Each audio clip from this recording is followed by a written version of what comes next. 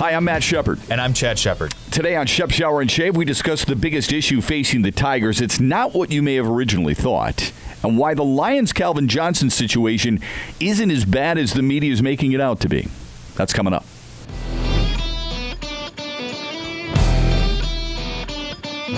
Today on Shep, Shower, and Shave, we discuss the biggest issue facing the Tigers. It's not what you may have originally thought, and why the Lions' Calvin Johnson situation really isn't as bad as the media is making out to be. Glad you're with us. Alongside Chad Shepard, I'm Matt Shepard. Glad you're with us. The Tigers, at this time of our broadcast, even 500.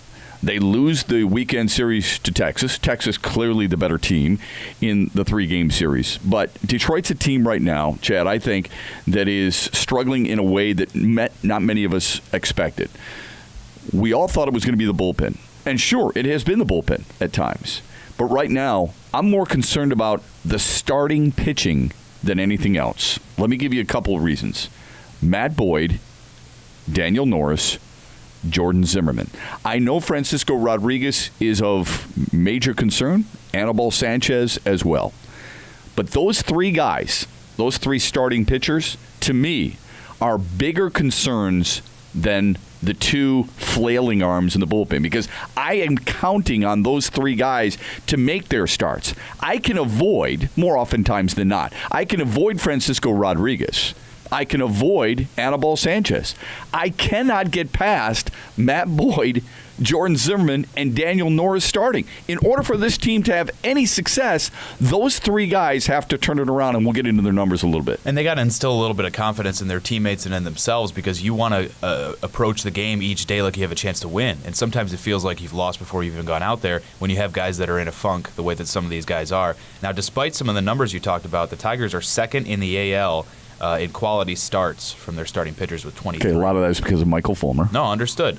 But they've also given up the third most walks and the fourth most home runs in the AL. That's where you can put yourself into a hole early in games, and the Tigers' offense can be streaky at times. And when that's the case, you can't always catch up to those early deficits. Who of those three guys, Boyd, Norris, and Zimmerman, have you lost the most faith in?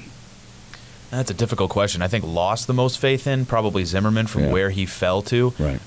Norris and Boyd did not quite raise the bar so high last year. They were overachieving so much in the 2016 season that everything they did was gravy on top. It was great. Yeah. And now when you have different expectations for them, you begin to question: did I have expectations that were within, out of their reach of possibility, or is that on them for not progressing the way that we kind of naturally assume a fresh rookie to a sophomore year pitcher is going to progress?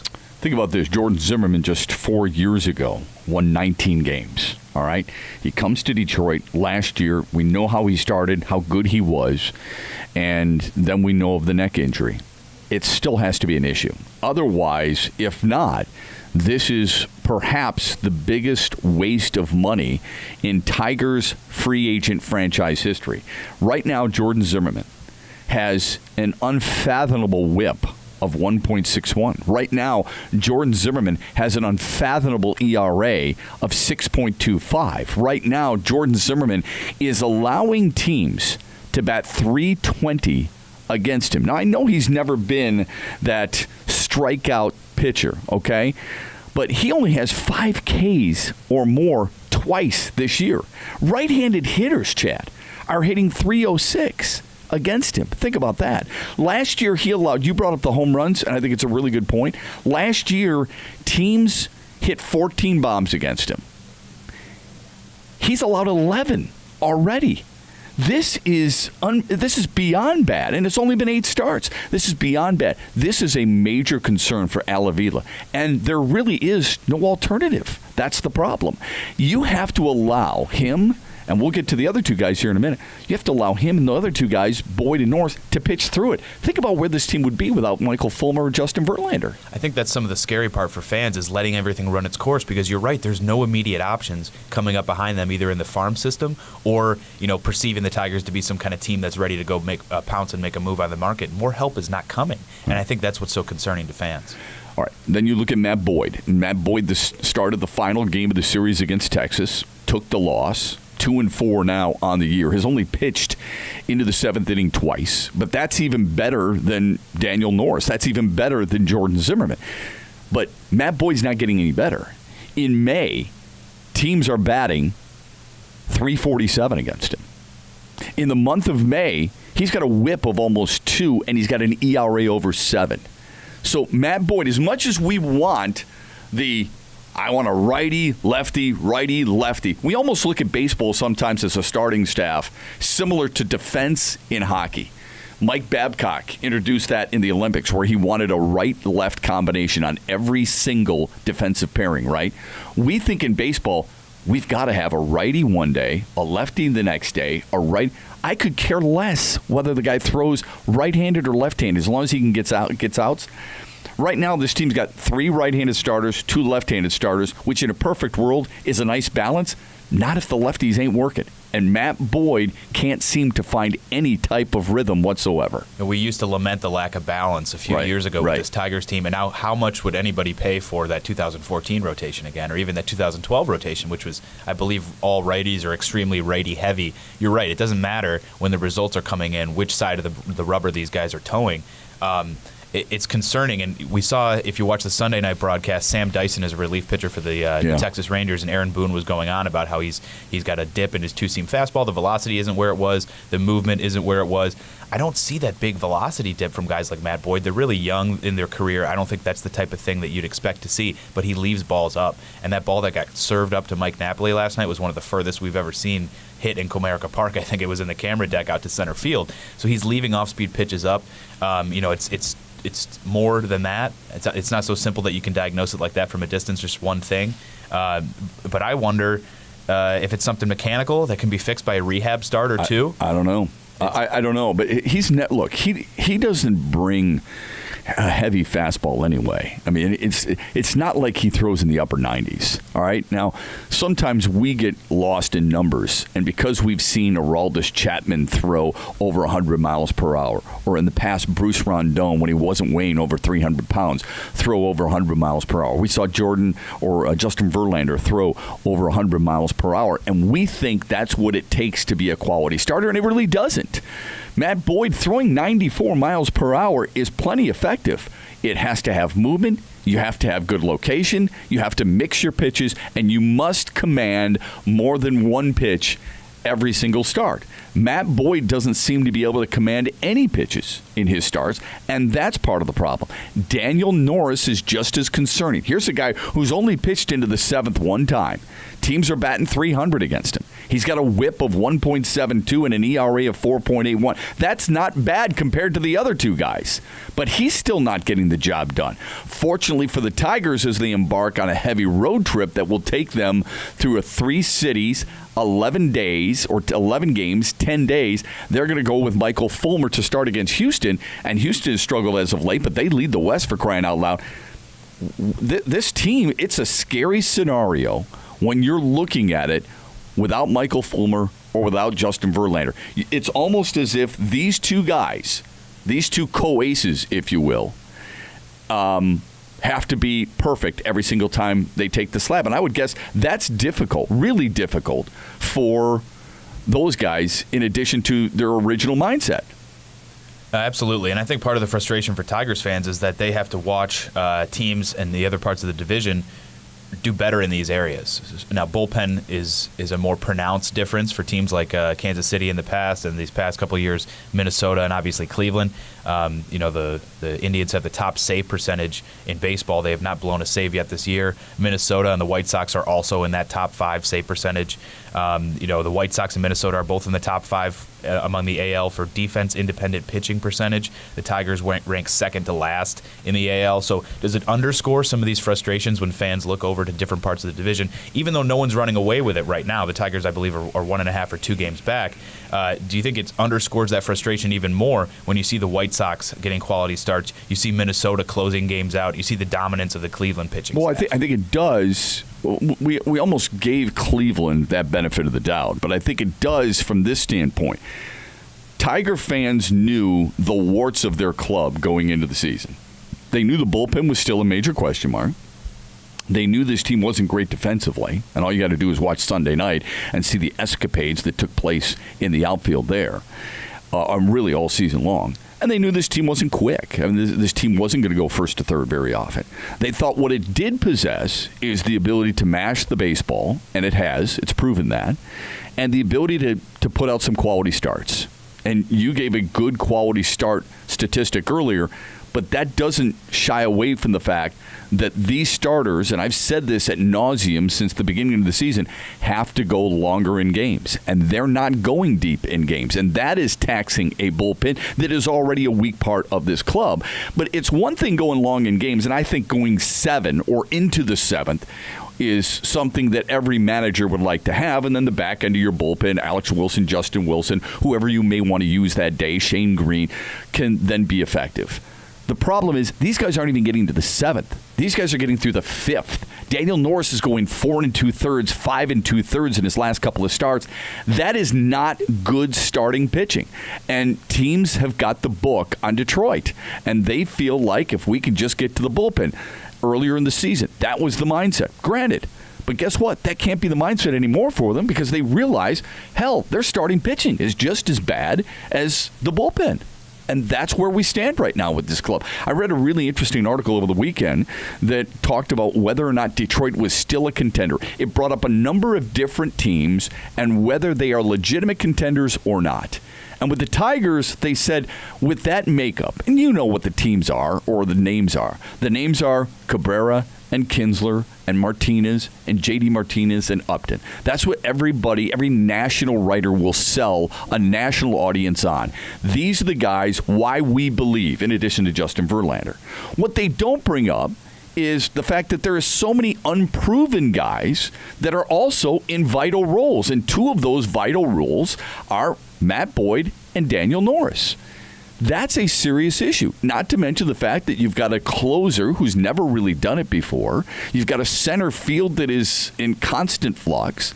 Fortunately, Alex Avila has helped stabilize some of the offense as well because at times that's dipped. And I'm not looking for a perfect season, don't get me wrong here. And I'm not looking for all areas to be clicking at this time of the year either. But I'm really surprised at how bad the starting pitching has been for this team. Well, you bring up a great point, and that's the roles that players are put in. And we talked a little bit in previous episodes about when the K-Rod fiasco blew up. Yeah. The role that a closer was put into, he was viewed as kind of a savior, someone to finally lock down a spot that had been an issue for the Tigers for a long time. Now we have 3 very young guys in roles in this starting pitching rotation that maybe those roles might be too big for what they're capable of performing. Now, who's that on? Is that on the management? Is that on Brad Ausmus and his staff? Is that on Rich Doobie for putting those guys in those positions and not necessarily getting out of them what was anticipated, or the way this team was built? And well, one of those guys is Michael Fulmer, as you allude to, and Michael Fulmer's thrived in that role. Right. So it's not fair to paint all 3 with a broad brush. Right. That's a great point by you. Fulmer does not have the same character, makeup, results, ability as Daniel Norris and as Matt Boyd. So those 3 guys were kind of penciled into that role, and obviously hindsight is 20/20. But you almost look back on it and say, well, going into this season, we knew that this was a potential Achilles heel, and now it's rearing its head pretty early into the year. Well, and considering Jordan Zimmerman's fall off from last year, right, and the fact that neither one of those 2 young lefties, Boyd, Norris, were proven, why didn't we recognize it? I'll tell you why we didn't recognize it. Because we were focused on the bullpen. The bullpen has taken up so much of our air, our mindset, our discussion, and our fury that we have overlooked some of the shortcomings that the starting staff has. And look, it may turn around. I don't know. But here's what I do know. Unless they're willing to throw Shane Green into the starting lineup, he used to be a starter, but he's probably better served as a long reliever or maybe just an 8th inning guy. I think he's better out of the bullpen. And he believes he can be a starter still in this league. I like him where he's at right now. His numbers are good. His numbers are really good right now for his role. I would hate to upset that proverbial apple cart. You're right, though. There's no answer past these two guys. You're not bringing up Buck Farmer and he's becoming a savior for the Tigers because Matt Boyd is struggling. If that is the key to their success, they're in deeper trouble than most people originally thought. And as you talked about, if you were to have a state of the Tigers before this 2017 season, you would have been out of breath and exasperated by the time you even talked about the starting pitching, because you would have complained about the station-to-station offense and how, the woes of the bullpen that have plagued this team for years. And the defense. I mean, we saw the defense over the weekend. It was brutal, okay? And J.D. Martinez used to be a Gold Glove candidate. Tyler Collins, I've never been thrilled with his defense. He's there for offensive pop.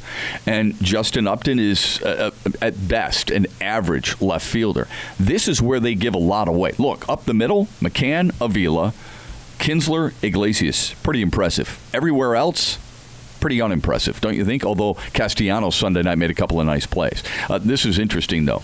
I did see a recent promo of the greatest shortstops in the league today, okay? And they showed Carlos Correa. They showed Seager in Los Angeles. They showed Lindor in Cleveland.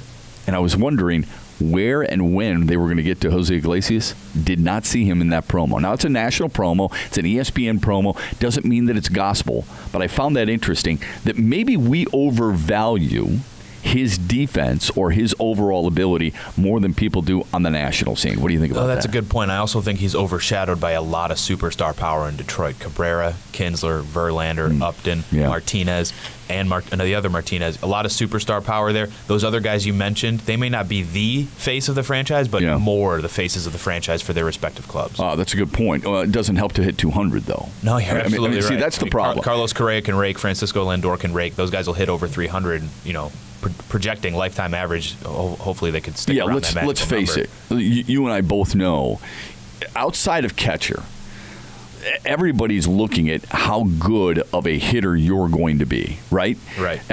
Not many people look defense first. They did with Ozzie Smith back in the day, but overall, most people are looking offense first.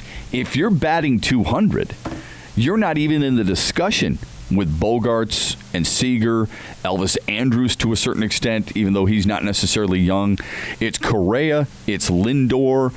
There's Trey Turner, Washington. He was in that discussion. Addison Russell. Now, neither one of those guys are hitting all that well. I mean, Addison Russell's hitting like 215 for the Cubs. Trey Turner for Washington is batting 236 for the Nationals.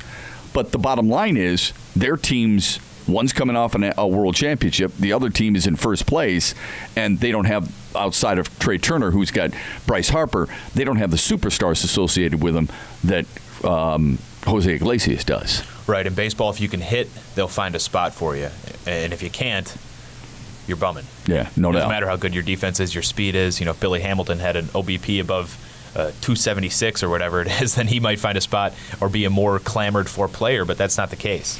Let's shift gears a little bit, if we can. Let's hit the football aspect with Calvin Johnson.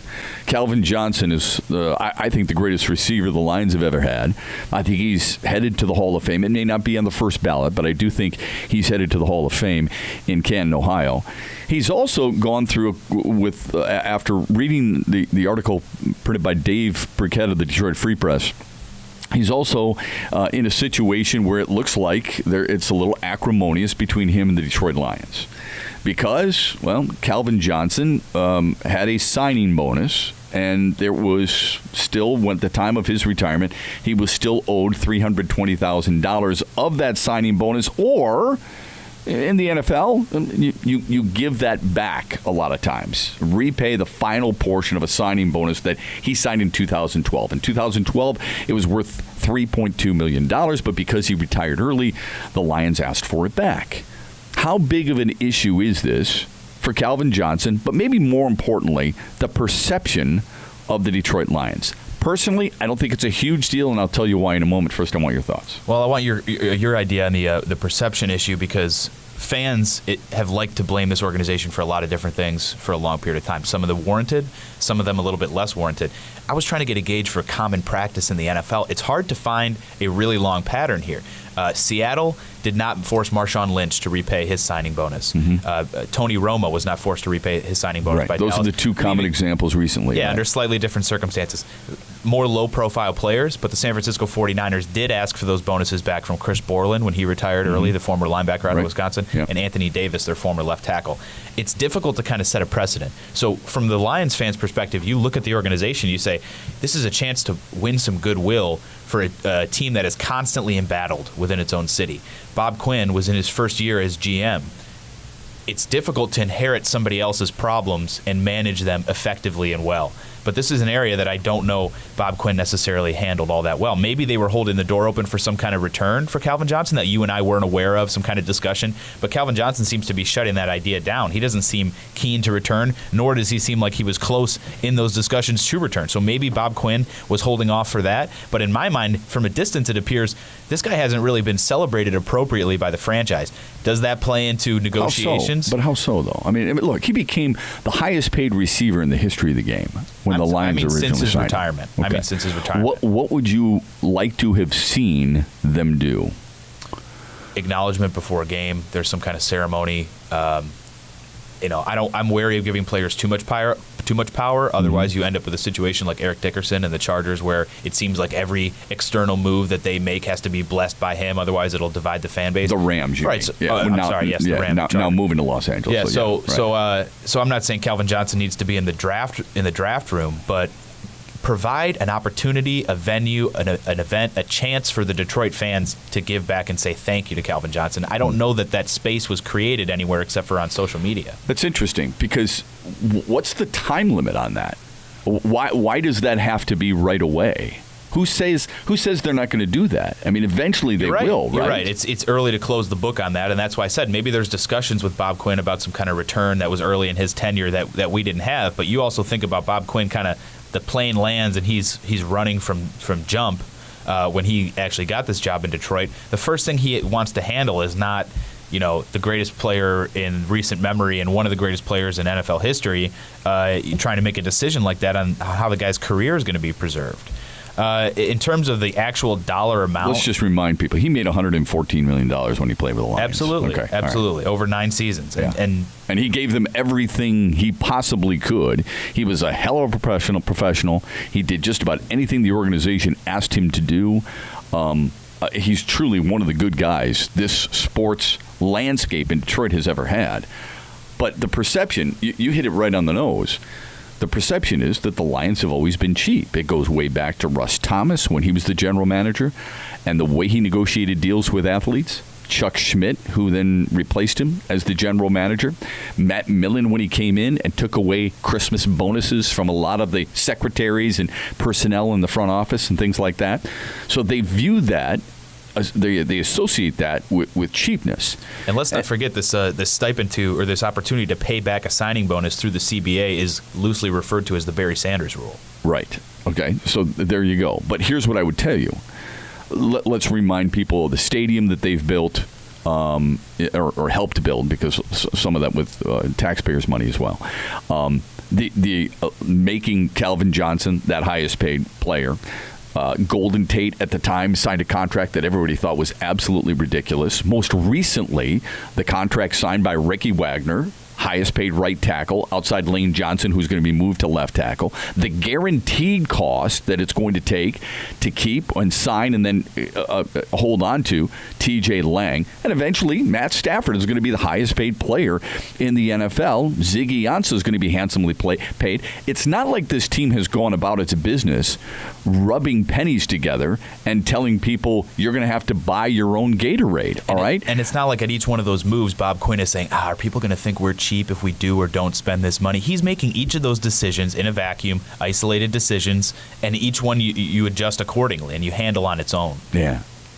I don't think this affects the Lions long term. And here's why. And I don't think it affects Calvin Johnson long term. You brought up Barry Sanders earlier, and it's a great example.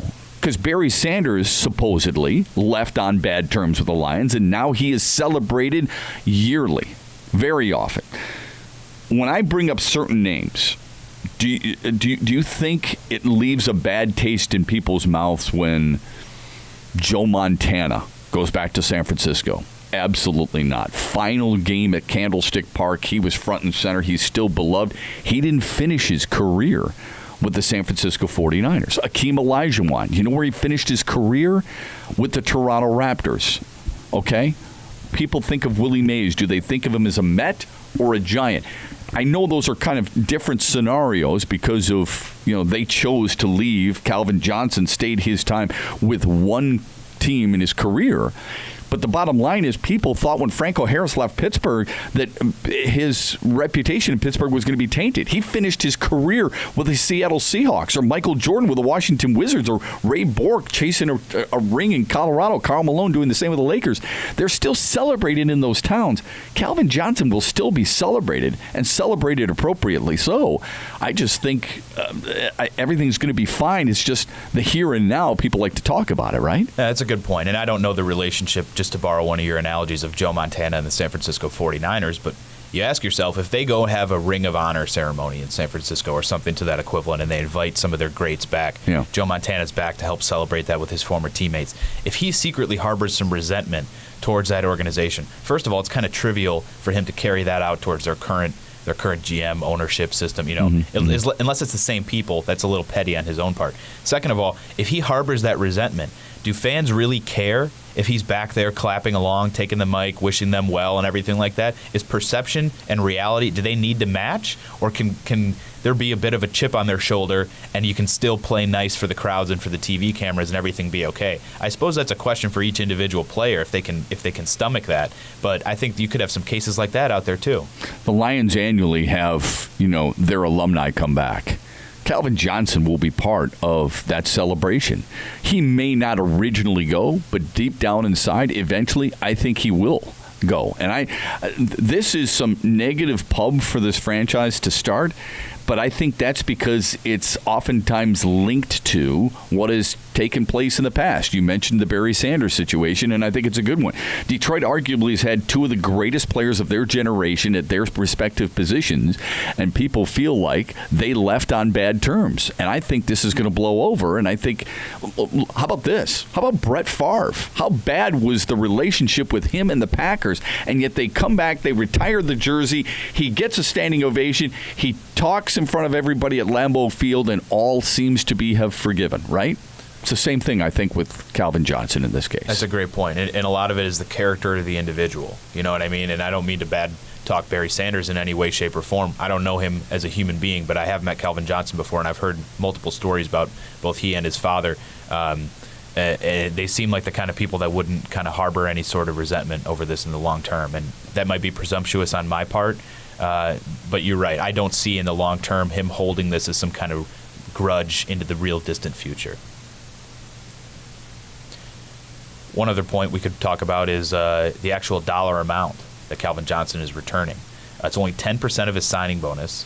The team could have recouped a larger amount, from my understanding, but when he originally renegotiated his contract back in 2015 to lower the cap hit, that might be something that they took into consideration. But I don't think that's the point. The point is they're asking for money back in the first place because they feel like Calvin Johnson gave them everything they possibly could. Fans only care about the product on the field. They don't care how much it costs to put water and Gatorade in all the coolers. They don't care how much it costs to put ice in the cold tubs. They don't care how much it costs to pay the electricity bill or the water bill at Allen Park or anything else. They care about the players on the field. They want to be viewed, players to view their city, their town, their organization as a class organization and one that should be envied of everybody else. Okay, I mean that's the kind of thing that I get from Pittsburgh.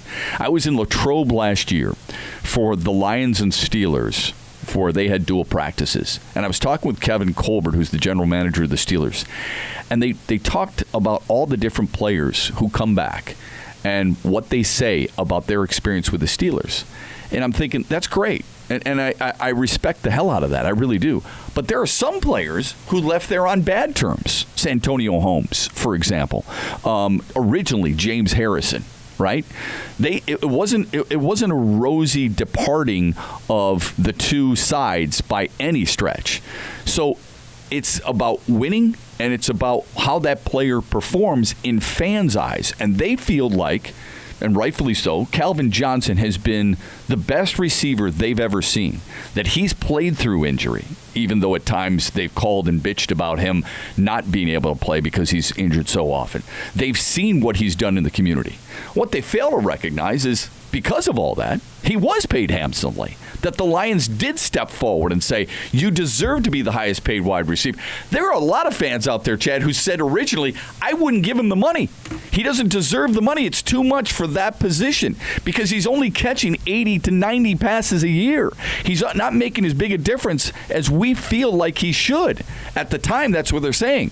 And now that this comes out, the problem is more with the organization than it is with the player himself. So as part of the problem then, taking that line of logic that you talked about with a Pittsburgh or somebody like that the Lions don't have this long track record of guys who stay with them for their full career, have a healthy, celebrated career that's actually successful on the field. Jeff Beck has played at a Pro Bowl level for a couple of years. I know he's been a bit of a dog in Detroit at times, but played at a Pro Bowl level for a couple of years, held down a very difficult position for a long time for the Lions, and he may not have been the best pro in the league at his spot the entire time he was here, but he was more than reliable for a long time. If he played for other organizations, you can argue that he would be celebrated in a different way. Yeah. The list only begins there. It doesn't end there with Jeff Backus. But the Lions don't have this long track record of players that have ridden off into the sunset wearing Honolulu blue and silver. And maybe that's part of the perception. Fans are clamoring for these only two guys that are on this great pedestal, and Barry Sanders and Calvin Johnson. Neither of them have been treated properly in the minds of some of the fans. And their fear is that Calvin is going to be Barry 2.0. And I think your point about other organizations having a longer track record of that's something that the Lions can benefit from. Is start to build that good PR, and down the line you're talking about. What do you mean the good PR? What does the good PR do for them? I'm saying Lions fans don't have memories of players with jerseys being hoisted to the rafters and division titles being won and things like that. Because they don't do that, though. The Lions don't do that. They don't. First of all, obviously division titles, you're right. But retiring jerseys, they do have a number of jerseys that are out of circulation, if you will, 20 with Sanders, Sims, and Lombardi and the like. But I don't know how that creates goodwill. Because these other organizations, the organizations have always been bigger than any of the individual players, and that's what's kind of underscored is their servitude to the organization, I think, when their career ends. And to a degree, Calvin Johnson becomes bigger than the Lions a little bit. Barry Sanders becomes bigger than the Lions for a certain stretch. Yeah. Fans' loyalty to that player is greater than their loyalty to the franchise, and that's why the team can't get away with any sort of perceived transgression in the way they treat them on their way out the door. To a certain extent, you look at the Pistons, I mean, their players became bigger than the organization, and too many of the players became bigger than the organization. That never happened with the Red Wings. Did it happen with Yzerman? Did it happen with Lidstrom, where they became bigger than the franchise? Maybe it did, because more people want Steve Yzerman as the general manager than anything else right now with that franchise. The Lions haven't had the success. That's the bottom line. The reason they're gravitating more toward the player than the franchise is because the franchise hasn't won. And that's why, as much as we don't want to make decisions based on the way fans feel about certain things, public relations does play into this. And my question is the juice worth the squeeze for the Lions? You gained $320,000 in cap space. Is that worth the perceived misdoing that you're doing to your greatest player in recent memory? Do you think Bob Quinn should be thinking about that? Should Bob Quinn be sitting in his office going, man, I'm worried about what fans are going to say because I'm asking for $320,000 back from Calvin Johnson even though we're owed it? I don't think he should base every decision based on that, but when the dollar amount is that insignificant, and if we're to believe Darren Ravel, who says each NFL franchise makes $685,000 a day in revenue sharing, so they make more than twice what they're asking back from Calvin Johnson every 24 hours passing of the clock. Yeah. And that's where I say, is the juice worth the squeeze? No, he shouldn't make a PR decision for every football move. But A, this is barely a football move when you're talking about $300,000 worth of cap space. Right. And B, the public perception is important here. When you're talking about the greatest player in recent franchise memory, maybe the greatest in franchise history.